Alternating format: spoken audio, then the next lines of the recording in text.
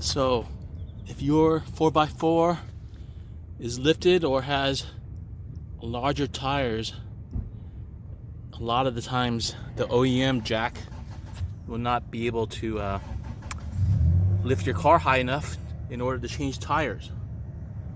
So you can bring blocks of wood with you or a few paver bricks and place them underneath the jack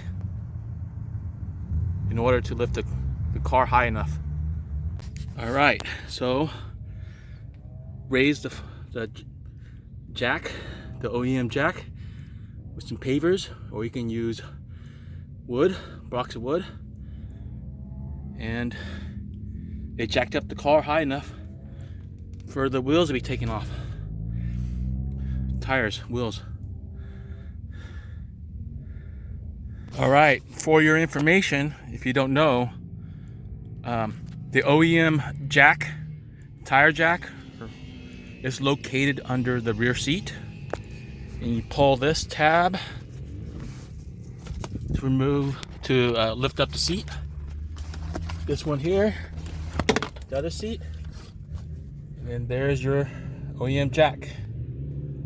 Just rotate to the left to loosen it from the holder.